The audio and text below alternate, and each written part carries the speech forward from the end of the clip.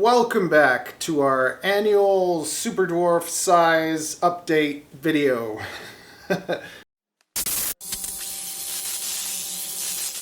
Try and do this once a year just so you can kind of see the progress and growth of my Super Dwarf Reticulated Pythons. So first here we're going from youngest to oldest. This is a 2016 Super Dwarf Reticulated Python. He is 75% and he is a purple albino. He has a wonderful personality once you take him out, but when you open up his cage he comes flying at you because he's just like, it's food! His great-grandmother was the smallest in the world. She was fully adult at 2.5 pounds at 6 years old. And he might be Kalatoa or Honey Island, not really sure on that. Just taking the information that was given to me from Chuck Royale. So he's about 5 years old and very manageable, very nice size. Not big enough to scare anyone. Well, some people get scared at anything anyway, so there you go. He's in shed right now. It's tricky because it's just like I wanted to wait till they all shed, but they're all shedding at different times this year. So a few of them just had fresh sheds, so they'll look extra nice. He probably doesn't look as exciting as he could because he's all sheddy. Okay, next. Next up we have Jasmine. Jasmine is a 2017 68.75% Super Dwarf. She is a fire tiger pet purple albino. So she will make beautiful babies with Hercules one day. She was gravid this year, but she reabsorbed. So Super Dwarf Reticulated Pythons are like my bane in reptiles, because it's just they do not want to make babies for me, so I just keep on keeping them. I'm telling you, one year they're just all gonna get pregnant and give birth at the same time. I'm gonna have more Super Dwarfs than I know what to do with. 19, 20, 21. So she is 4 years old. She is also my favorite Super Dwarf for just her demeanor, her personality. I just think she's great. She's never been nippy. She's always been able to take out, and she actually will calm down. So sometimes I'll go outside with her and she'll just chill out and let me pet her, and she just has a wonderful, wonderful personality. If all Super Dwarfs behaved the way Jasmine did, then I would recommend them more for beginners.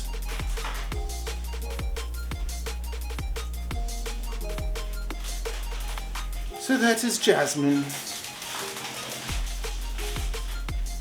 Next up we have the one, the only Calypso. She is my most beautiful reticulated python, I believe. She is just gorgeous. She is a Anery Ultra Reticulated Python. She is a 50% Super Dwarf Kalatoa from Bob Clark, and she is quite wonderful. She is unpredictable though. We could be having a very nice time together and out of nowhere she'll just turn around and bite me. I don't know if this has anything to do with her genes. I have noticed that Anery Ultras, everyone that I know with an Anery Ultra seems to have aggressive, twitchy personalities. So if you know anything about this or have a Anery Ultra that is super sweet, let me know about it. She's part of, okay, so with Ultras are kind of like albinos. They're in the way that there are three phases. There is the Ultra, the Ivory, and the Leucistic. So the Ivories kind of have this like really cool like ivory look with black eyes. Do they have black eyes? I think they have black eyes. The blue-eyed Leucistics are totally white with blue eyes, And then these are ultras, and ultras are more yellow, but the anery is cutting the yellow so it looks more white. And they have like black blue eyes, which is really wonderful. And she doesn't sit still. But she's a 2017, so I can't do math. She's 4 years old. And if she was calmer, it would be great, but I still manage okay with her. She's still a pretty good, manageable size. And she's actually seems to be staying a little bit smaller than my 75% Calitoa from Chuck. So I don't know if Ivy's just a little bit bigger, because sometimes you end up getting some that grow a little bigger, some stay a little bit smaller. But I'm very happy with Calypso and her size, and I wouldn't want her to get super big. I think that's the whole point of having super dwarfs, that you have a snake that stays a manageable size. And if you look at her body, she's a lot thinner than a boa, but taking a bite from her is not very nice. Okay, next. Next up we have Calypso's brother, Nintendo. So he is also a 50% super dwarf. He's an ultra het anery. So he is what the ultra looks like without the anery, even though he's carrying it inside. He's super cute. He's a bit of a scaredy cat. He's never been a nasty snake. He's always been really kind of nice, but he is a bit scared, and he's the snake that I've probably been peed and pooed on the most. Although lately he's been getting better, so seems that as they get older and with time they kind of calm down a little bit more than when they're babies. If anything is off with him, he likes to push a lot, so always have to make sure everything is on point with Nintendo. He's a picky little one, and he is basically Queen's boyfriend.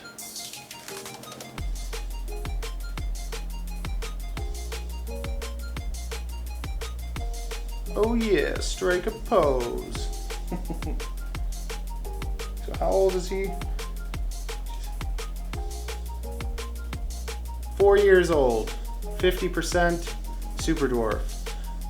When you look at him, ultras, when I first saw like pictures of ultras, I was just like, wow, it's amazing. And most people look at them and they think that they're albino, but they're not. They are the super form of fires or platinums. And when I saw him, I was just like, I need one of those. So I got him for Bob Clark also, and ended up kind of getting Calypso with him because a deal that we had kind of fell through, so ended up getting Calypso on a pretty good deal, so that was awesome. But there's Nintendo for you. 4-year-old, 50% ultra male. Still very manageable. Very nice. Okay, next up we have Ivy. Ivy is a 2015 75% super dwarf het for purple or white albino. And so she's 6 years old. And I really don't push my animals at all, so I don't feed them a ton. I kind of maintenance feed them, and then going into when it's more breeding time, feed them more. Try and go through that whole route, but with no success yet.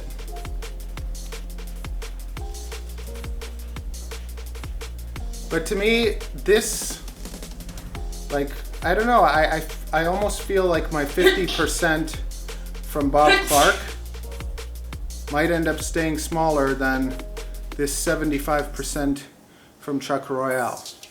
So just to let you know, just because you buy a super dwarf doesn't mean it's going to stay super small because this is still a pretty decent sized snake.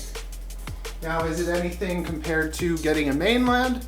No, it's small compared to that. But if you're used to keeping snakes that more like boas and ball pythons, this is getting towards the thickness of a boa, but it's much longer. And they're also, I think they're stronger, and they have some serious teeth on them. So I've never taken a bite from Ivy, fortunately. Her previous owner did, and I think I've had her for years without issue.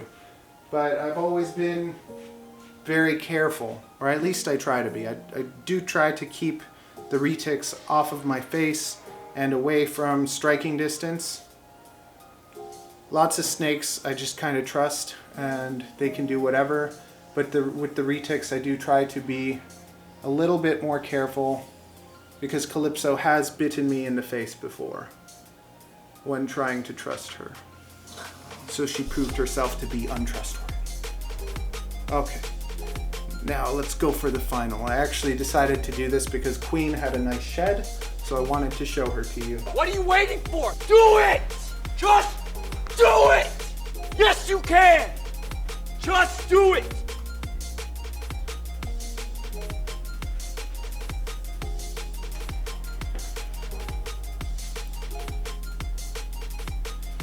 And now for the one and only Queen. I've leaned Queen down over the last year, over the last few years, because when I first got her, she was pretty chunky. So now she's nice and lean. And she's a 2007 pure Super Dwarf. So she is...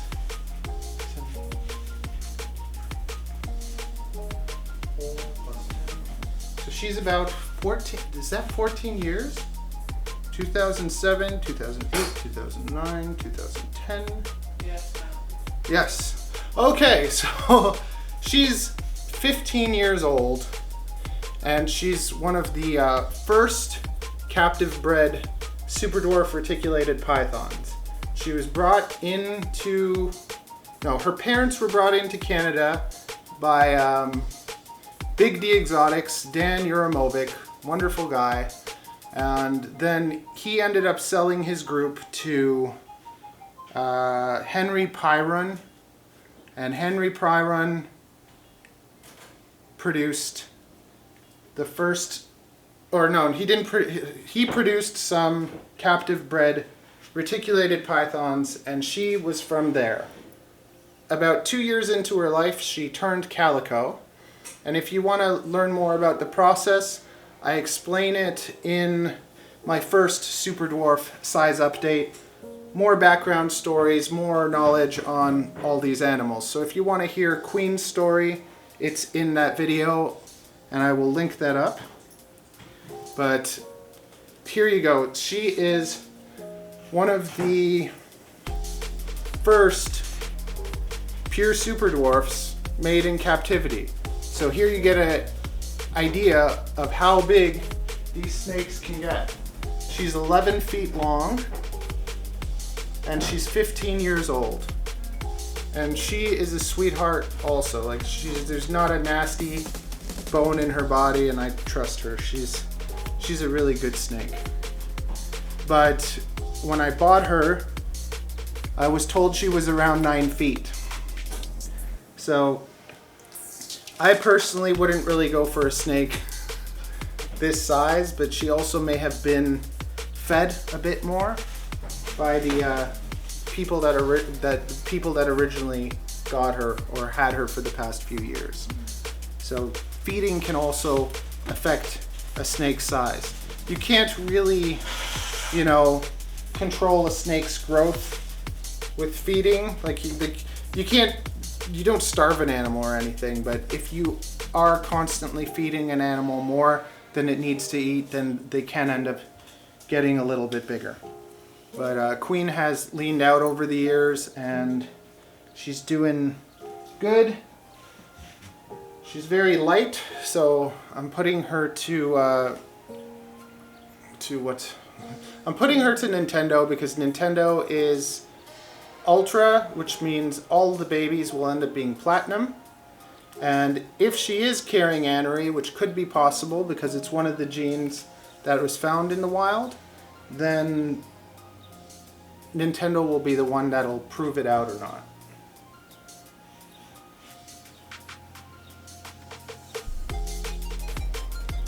So there you go. There's the